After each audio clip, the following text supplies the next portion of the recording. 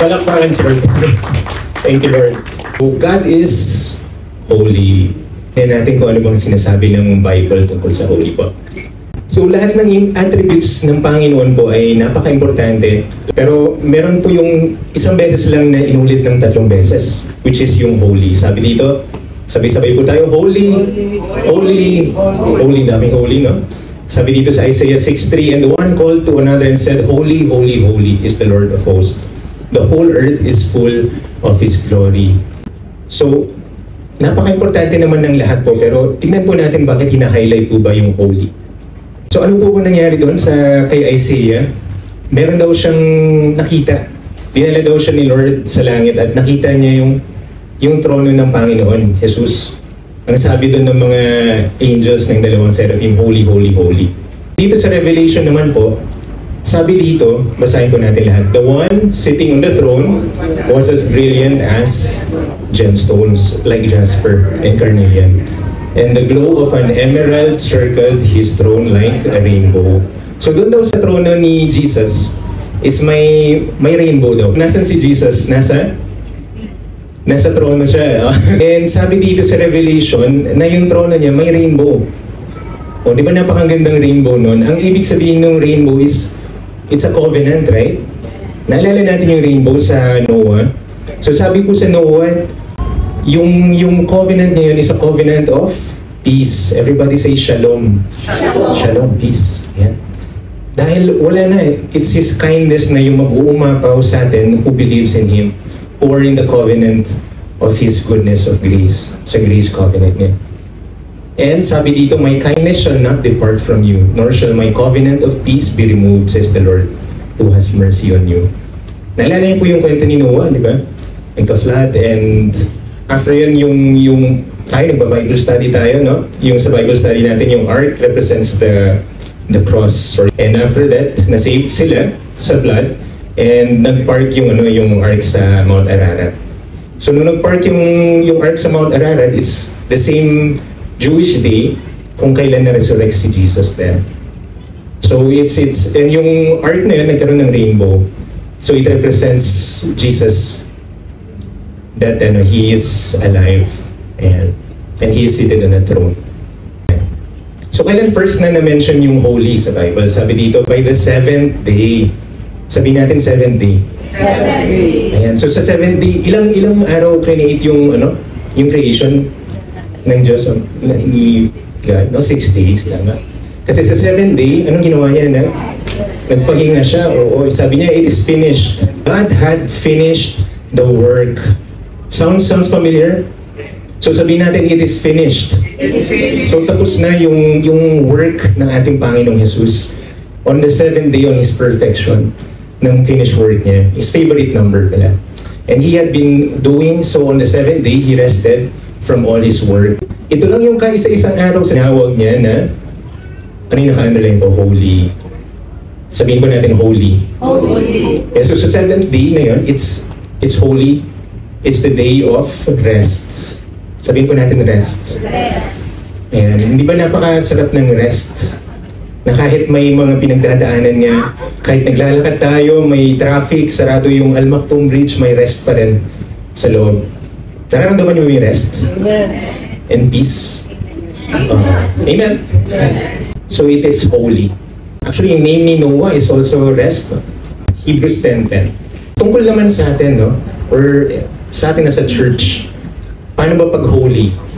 Ayan, basahin po natin ito, mga kapatid, sabay-sabay. And in accordance with the will of God, we who believe in the message of salvation have been sanctified, that is set apart as holy for God and His purpose, through the offering of the body of Jesus Christ, the Messiah, the anointed ones for all.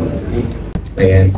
So sabi po dito that we have been sanctified and we have been set apart as holy for God and His purpose. So once na tinawag ka, kapatid, kinuha ka na ng Panginoon. He's set you apart. Or the church, He is set apart for His purpose. Tingnan niyo po yung thumbprint niyo. Yung thumbprint yan. Yung thumbprint na yan is walang katulad, walang kapareho. So you are unique and you are set apart na wala kang katulad, and meron siyang ibinigay sa'yo na will niya para gawin. Amen? Amen. And we are holy. Sabi dito, holy. Kasi kompleto na po tayo. Pag na-save tayo in Jesus, we're already complete. Our sanctification, our holiness is already complete inside. Amen? Because the real us is in the Spirit. Amen? We're set apart and we are uncommon in Christ Jesus. Uncommon. Paano pag uncommon? Sa paglabas ninyo, dala-dala niyo yung presensya ni Holy Spirit sa trabaho. Pagpasok niyo pa lang, and pag nagtatrabaho kayo, uncommon. Iba, walang katulad yung trabaho na ginagawa ni Lord through sa inyo, di ba? Amen ba, church? Amen. Pag tingin nila may iba ay may iba sa kanya. Ba't hindi siya napapagod? Ba't hindi siya nagkakasakit pag flu season na? Bakit wala pa siyang absent ng ilang taon na? Kasi si Jesus po yun. It's His Spirit inside of you. Amen? Amen. Holy Spirit, ang God natin is isa lang. 3-in-1, di ba? 3-in God siya. Ayan, so it's God the Father, God the Son, and God the Holy Spirit. And hindi kaya ng isipan natin, di ba? Kung isipin natin kung paano ba sila gumagalaw, paano sila nagfa-function. Pero pag-uusapan nung talagang pulido na sa loob natin once we are born again, it's God inside us, God the Father, the Son, and the Holy Spirit, right? Pero sabi natin kanina si Jesus is on the throne. He resurrected kasi si Jesus is 100% God and 100% man. So napako siya sa cross, namatay siya, and na-resurrect siya, hindi ba? Nabuhay siya na-touch siya. So ibig sabihin, he went up in heaven, buhay siya, nandun siya. Nasa throne siya.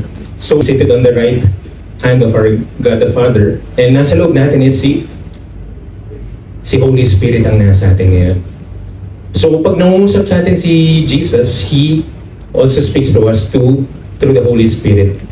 And He also says in the Bible as well, na ibibigay niya ni si Holy Spirit, pag nasa iyo, it's the same way na rin na kasama mo na rin ako. Ganun sila one sila. It's 3-in-1. Ang gagawa niyo, church, ha? So yung nasa loob natin, si Holy Spirit. So in Christ, in His fullness, so if Jesus or Holy Spirit is in you, you are already holy. Ayan. Ganyan yung mga katabi niya, you are holy. Mga holy. Ayan, nagniningning ng holiness. You are complete in Christ. Tapos na, you're already holy. 1 Corinthians 6:11, sabi dito, sanctified in the Holy Spirit. Such were some of you, but you were washed, but you were sanctified, but you were justified in the name of the Lord Jesus Christ and in the Spirit of our God. So we were washed now, we were already sanctified. Tapos na, we are justified, we are saved forever. Amen? When we were saved, when we believed in Jesus. And it's in the name of the Lord Jesus and in the Spirit of our God. So na-born again yung Spirit natin, and it's already Holy Spirit living inside of us. Amen? Amen. So the Holy Spirit is inside of you, mga kapatid. So Holy Spirit in us, believers, sabi dito, even the Spirit of truth, whom the world cannot receive because it neither sees Him nor knows Him, you know Him, for He dwells with you and will be in you. So nasa loob natin si Holy Spirit, hindi lang God, yun na yung God with us, but He is also inside of us forever. Amen?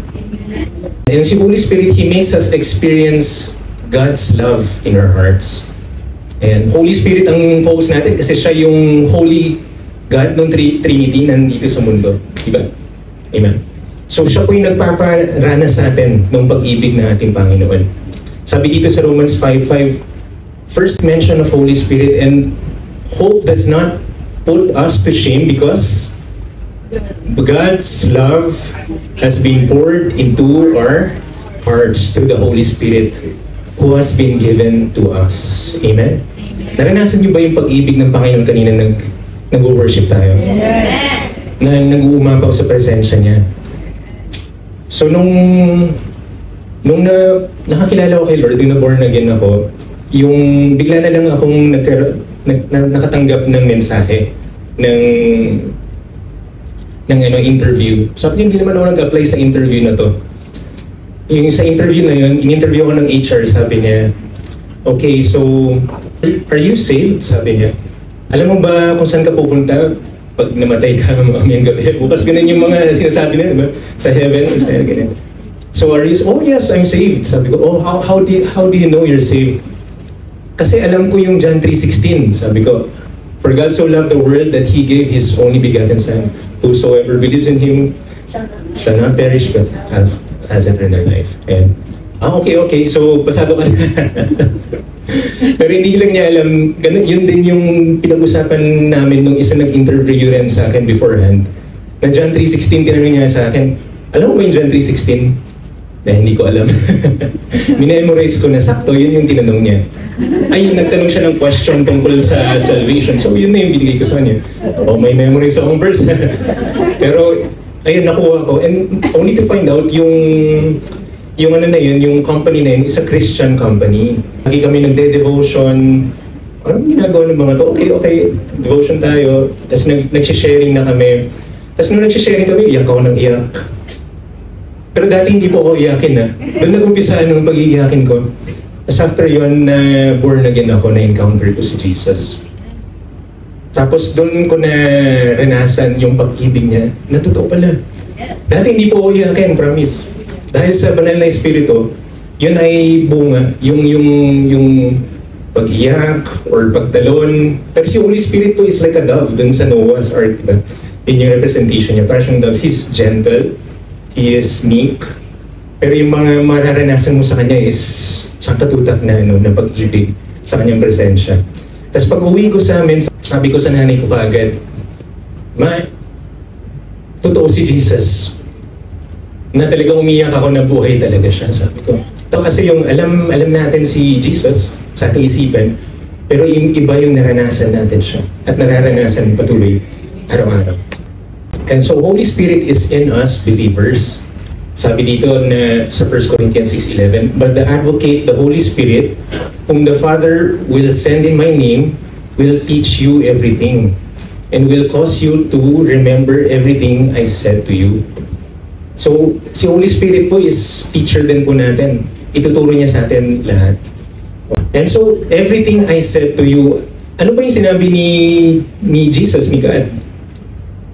Yung mga sinabi niya is nasa salita niya, which is ang salita ng Diyos, ang Biblia. So, yun po yung Word of God, right? And ipapaalala niya lahat ng mga sinabi niya sa Bible through the Holy Spirit. Sasabihin ni Holy Spirit sa'yo habang naglalakad ka, okay, ito yung sinabi mo that your word will be a lamp upon my feet at protektado na ako, I'm already blessed, I'm highly favored. Say, you are favored, church, sa katabi niyo. Para magising na, you're favored, amen? Ayan. I-remind niya sa inyo, church, si Holy Spirit lahat. Alam niyo nga yung rema. Naririnig yun sa mga nagpipray, di ba yung rema? Na sana mag-rema yung salita ng Diyos. Pag kailangan ko na, pag may pinagdadaanan ako, yung saktong salita ng Diyos na kailangan ko, na Jeremiah 29:11, John 3:16, or yung mga nababasa ko tungkol kay Noah, is i-remind ninyo yung salita ninyo in grace. Amen? Amen. So, Rema, i-remind niya sa inyo yung salita ng Diyos. Ayan. Para maalala niyo yung Rema, i-remind niya. And paano iba yung titeach niya yung everything? Sa lalim ng relationship, kunwari ni Sis Rain kanina, mararamdaman niya talaga yung galaw ni Holy Spirit. And iti-teach niya, okay, meron akong peace, may peace ako ni Holy Spirit, okay. Alam ko meron ako yung wisdom ng Holy Spirit at ito yung choice na gagawin ko. And alam ko that He is faithful, that all things will work according to your plan. Ayan. And sabi dito sa 1 Thessalonians 5:19, don't put out or quench the Spirit's fire. Ayan. Sabihin ko natin, don't quench. Don't quench. So, yung quenching is kung may apoy, ika-quench siya, di ba? Quench. Ayan. So, may mga konting mga sinasabing utos sa New Covenant At isa ito na important din. So itong mga pag-uusapan natin, church, is out of love. Out of love ito. Parang tayo sa mga anak natin or yung mga tatay natin, parents natin, sinabi sa atin or sinasabi natin, o anak, ito yung choices na dalawa. Pipiliin mo ba to or ito? Kung ito yung mangyayari. Kung ito, mas okay ito. Punta ka na lang dito sa grace, hindi ba? Amen? Amen. Kasi ito yung mga mangyayari sa'yo na you're already blessed, highly favored, and saved forever. And sa dito is legalism. Ayan, legalism, ano po ba yung legalism? Sabi dito is strict, literal, or excessive conformity to the law or to a religious or moral code. So paano po ba yung legalism? Mas meron yung mga sins na very obvious, hindi ba? Yung sa Ten Commandments, na hindi dapat daw siya not steal. Meron yung mga very subtle na hindi mo basta-basta mapapansin kahit ako. And this is one, yung legalism. Na pag may mga ginagawa tayong steps, no? Na okay, gagawin ko tong steps na to sa araw na to. Ganito, sa umaga, 5 minutes dapat ako magpe-pray. Tapos after yon 5 minutes din ako magbabasa ng Bible. Hanggang sa nawala na yung intimacy na pinag-usapan natin ni Pastor Henry noon na napaka-importante yung intimacy. So, kasi nag-base na ako dun sa legalistic or yung dun sa steps na ginawa ko para ma-attain yung connection na yun. Pero He is with us always. Everybody say always. Always. Na yung presensya niya is always with us. Is always around us. So, doon papasok si Holy Spirit na sasabihin niya, okay lang anak na ipaprompt ka niya because that's how He speaks with promptings. Prompt ka niya na okay lang, paggising mo, alam ko naman na ako yung priority mo. So paggising mo, may mga gagawin ka, may urgent. Anyway, mamaya meron kang specific time, I'm sure na mag-worship ka doon. And bababad ka sa presensya ko mamaya or sa pagbabasa ng Bible. And ganun po si Holy Spirit. Yung voice niya, inside of us, is hindi siya yung nagra-rush. Hindi siya nagko-condemn din. Si Holy Spirit is kind. Everybody say kind. Kind. That He's kind and gentle. Licentiousness, which is yung absence of the laws, unwillingness to accept rules and order. So ano po ba yung law? Sabi dito sa 1 Corinthians, in other translations, the sting of death is sin, and the power of sin is the law. For sin is the sting that results in death, and the law gives sin its power. It was sin that made death so frightening, and law called guilt that gave sin its leverage, its destructive power. So, kailan po ba nabigay yung law? Yung Ten Commandments sa Old Testament kay Moses, no? Sa Mount Sinai. Pero yung law came through the Ten Commandments. And basahin po natin yung grace. Ano nangyari sa grace? In Romans 6:14. For sin will have no dominion over you, since you are not under law, but under grace. For sin shall no longer be your master, because you are not under the law, but under grace. Amen? Amen. So wala na tayo dun sa kautusan, sa Ten Commandments and sa 613 na laws na nandun sa Deuteronomy. Nasa grace na tayo, biyaya. So nangyari dun? Dahil si Jesus died for our sins, sa sins ng buong mundo, namatay and resurrected, and whoever believes in Him, ayan, is in grace, the grace covenant na, that we are not under law anymore, we are under grace. For sin shall no longer be your master. Wala nang lakas ng sin. Because you are not under the law but under grace. Amen? Amen. So we are under grace. Everybody say, we are under grace. We are under grace. Meron din yung flesh na sinasabi dito, you have the flesh but you are not the flesh. You are in the Spirit when you were born again. Ayan, na-born again na nga tayo pero meron pa rin yung part sa atin na parang andun pa rin yung dating ako. Yung galit or yung gustong gawin nito. Kasi sabi dito yan, in-explain ni Paul dito, ni St. Paul, Romans 7:18-19. For I know that in me, that is in my flesh, nothing good dwells, for to will is present with me, But how to perform what is good, I do not find. So sorry class. Alam kong active kayo. Proactive. And for how to perform what is good, hindi ko mahanap, parang hirap gawin minsan yung tama eh. But for the good that I will do, I do not do yung hindi ko magawa minsan eh. But the evil, I will not to do that I practice. Ayan yung sa akin. And tinutukoy din niya dito is yung flesh din, yung sa flesh niya. So meron pa rin flesh eh. Nung bagong born again, wow, halos lahat ng taong, nung lumabas ako, na born again ako, iyakapin ko yung mga tao. Hindi lang ako kilala sa mall. Hinakap ko sila. And yung taxi driver, sinare ko agad yung gospel sa kanya. Binigay ko lahat ng barya ko. Ganun pag talagang puspus ka sa banal na spirito, sa presensya niya, na rinig na rinig ko si Holy Spirit. And pero dito si Paul, may times din eh. May times na ba't parang bumabalik yung yung dating ako, yung mga parts na yun, which is yung flesh. Meron something sa inside, hindi yung flesh na ito, pero it's invisible. Na parang pa rin eh, sinasabi na, oy, pwede nito, or na parang gustong magalit ka pa rin, ganyan. Pero mas malakas naman si Holy Spirit. Si Holy Spirit na humihila sa'yo, na, oops, you are righteous. Because the Holy Spirit convicts the world of the sin, na nung mali, ito yung sin, and kino-convict niya tayo na born-again believers ng righteousness natin, na ito na dapat yung ginagawa natin, and kino-convict niya yung enemy na tapos na, he's already judged. Ayan. And so, ano bang gagawin natin, church? So, paano yung balance? Kasi yun yung tanong, how? So, anong gagawin ko para hindi ako pumunta dun sa licentiousness or dun sa legalism? Let's read, walk in the Spirit. Walk in the Spirit. And so dito, sana nabasa niyo ba, church? Yes. And now the works of the flesh are evident, which are adultery, fornication, uncleanliness, lewdness, idolatry, sorcery, hatred, contentions, jealousies, outbursts of wrath, selfish ambitions, dissensions, heresies, envies, ang dami, murders, drunkenness, revelries, binanggit na ata lahat, and the like, of which I tell you beforehand, just as I also told you in the past, that those who practice such things will not inherit the kingdom of God. So ito yung works of the flesh. So ano lang to, lahat tayo nandito sa challenge na to. Kasi may na-perfect na ba ni Lord na na body and soul? Yun yung lakad natin dito. We are being sanctified. Everybody say may sanctification pa tayo.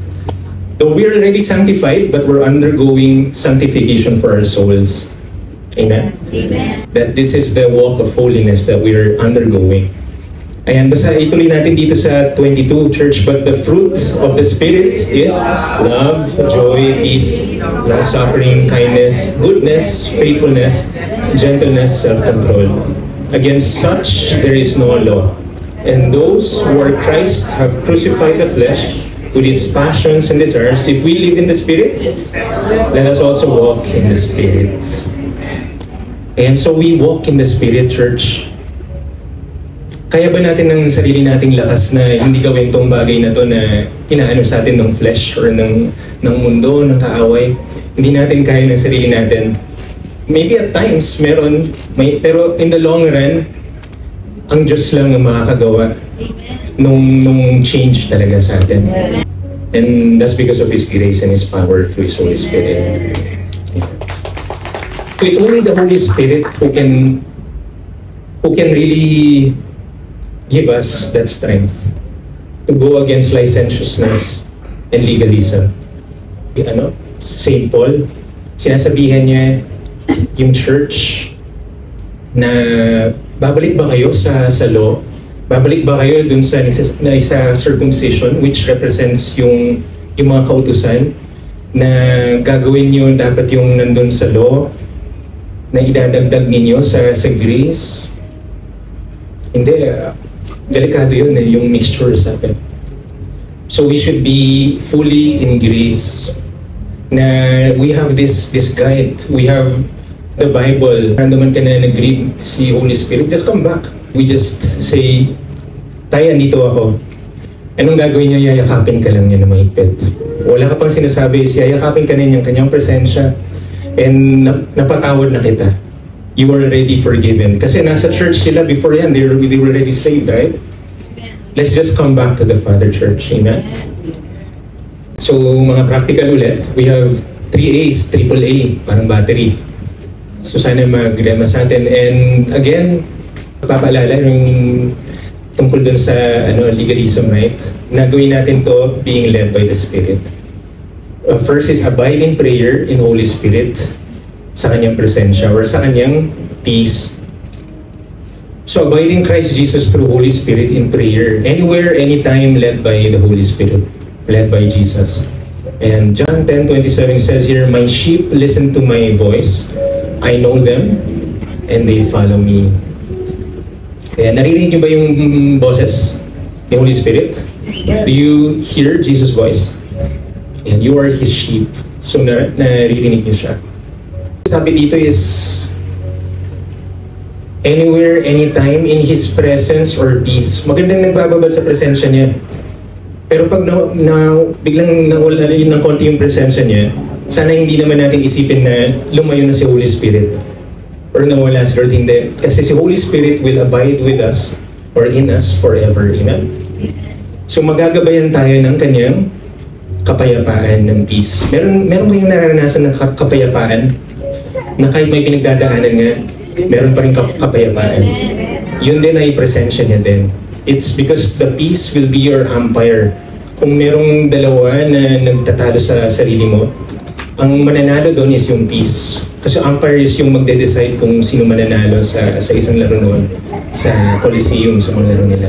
So peace will be your umpire. And He will give you the wisdom to choose what's the right one. Amen? Yung radyo, no? May radyo pala dyan. Kunwari, fine-tuning, no? Nawawala yung yung signal. Medyo malabo yung signal. I-tunin natin, punta lang tayo sa channel ng, or sa, sa FM radio channel ng Grace. Everybody say Grace. Grace. Pagka ganun mo sa Grace, andyan ka na, andyan lang ang Panginoon. Nandito lang yung presensya niya. Magpakailanman. And isasaksak niya dyan, ayan. Yun yung magsasaksak is yung faith, because it's our faith as well that's in us. Yung faith natin that we believe that the Holy Spirit is in us, that He guides us. Amen. Amen. Next A is act in faith, led by His promptings. So act in faith, believing in His finished work in us. As we abide in Holy Spirit, we bear fruits while walking with Him, with His strength, wisdom, and gifts. So ano po bang gifts ito? Naka-open and close dito, grace gifts. Everybody say grace gifts. So habang naglalakad daw tayo kay Holy Spirit sa kanyang presensya, sa kanyang kapayapaan, habang naglalakad din tayo, lalabas din to as each one received a gift or grace gift. Ang ibig sabihin nga, use it to serve one another. So gagamitin mo ito to serve one another as good stewards of God's varied grace. And anyway, yung grace gifts na to, habang naglalakad ka, lalabas din yan. And meron yung isa is yung word of wisdom. Ang word of wisdom is yung ginawa ni Jesus dun sa Samaritan woman. Yung Samaritan woman na nasa well na alam niya kung kailan darating. And alam ni Jesus yung past nung Samaritan woman na ito yung sinasabi mo na mister mo, may mga naging mister ka rin noon, alam niya. So yun yung word of knowledge na nakukuha kay Holy Spirit na alam mo yung pinagdadaanan ng tao. So nung last month, na-lead ako ni Holy Spirit para pag-aralan to. First time kong ma-experience na habang nag-worship, si Holy Spirit may sinabi sa akin na yung isang security guard sa baba ng building ninyo, meron siyang, may pinagdadaanan siya, may parang may sakit dito sa elbow. So after yun, ikaw ba talaga the Lord? Siyempre, iti-test mo. Si Jesus. It always points to Jesus siya yung mag-glorify. And after yun, sabi niya, within this week, ma-meet mo siya. So sinusundo ko yung si EJ and everything. So within that week na nakita ko nga siya, yung security guard na yun. Then nung kinausap ko siya, para hindi siya mabigla, nangumusta ako and everything, guided by the Holy Spirit. Tapos, after yun, sabi ko, meron bang may sakit sa inyo sa elbow? Tapos nagulat siya. Sabi niya, how did you know? na bago pa tayo nag-uusap, kakatawag ko lang sa manager ko na uuwi ako kasi yung tatay ko may sakit siya na diabetes and everything, and sumasakit din yung elbow niya. So very worried siya na kailangan niya umuwi. So sabi niya, are you really close with God? That's can I pray with you? I go. So after yun, nag-pray kami and everything, and after yun, thank you, amen, Jesus. And binigay niyang praise si Jesus. Then lumipas yung 2 weeks, and after 2 weeks, bumalik siya, and nakita kami, then sabi niya na yung tatay niya was healed already, he was okay. So glory to Jesus.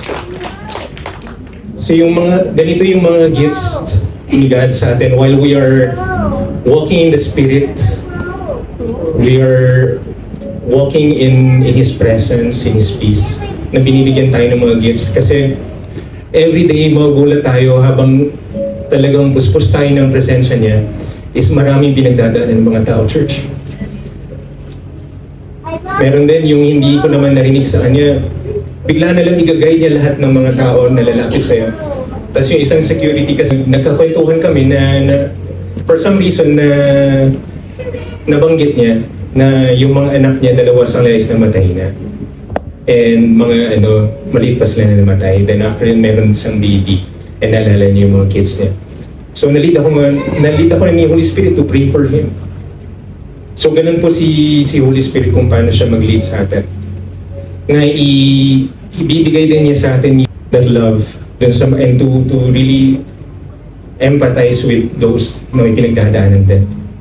So whoever here is having some mental struggles or challenges din sa isipan, or may mga kilalang may sakit, in Jesus' name, sa kanyang presensya, we thank you, Jesus, that he or she is healed. So be filled with the Holy Spirit in Christ Jesus our Lord. And everybody say, be filled. Be filled. And isa rin po yun na utos sa atin sa New Covenant, to be filled, continually filled with the Holy Spirit. In 1 Thessalonians 5:19, sabi dito, don't put out or quench the Spirit's fire. And then yung pangatlong A sa AAA, so, hindi ba napakasarap ng lakad sa Panginoong Jesus na mamamangha ka na lang? Because our worship is our life, right? Na mamamangha ka na lang sa mga ginagahit sa'yo ng Panginoong Jesus. Biglang may darating na lang magme-message nito na may pinagdadaanan din. And i-testify niya sa'yo na healed na siya. So, every time na nangyayari yun is mamamangha ka na lang, and kay Jesus, He is our prize, yung sa presensya niya, na grabe yung kabutihan ng Panginoon sa paggamit sa atin ng instrumento niya para lang ma-bless and makakilala itong isang kapatid natin and mapunta kay Jesus sa kanyang sa kanyang kaharian. Amen. And so awe of God in worship as we behold of His face, His glory in everything we do, that is led by Holy Spirit, our Lord Jesus Christ, is the purpose. He's our reward. So this sanctification process through the Holy Spirit, ito yung lakad natin, ito yung aim natin. Yung purpose natin is to be like Jesus while beholding His glory sa kanyang presensya, kung saan niya tayo ginagabay. And in 2 Corinthians 3:18, sabi dito, and we all who with unveiled faces contemplate the Lord's glory are being transformed into His image. Ayan yung sinabi natin, with the ever-increasing glory which comes from the Lord who is in the Spirit.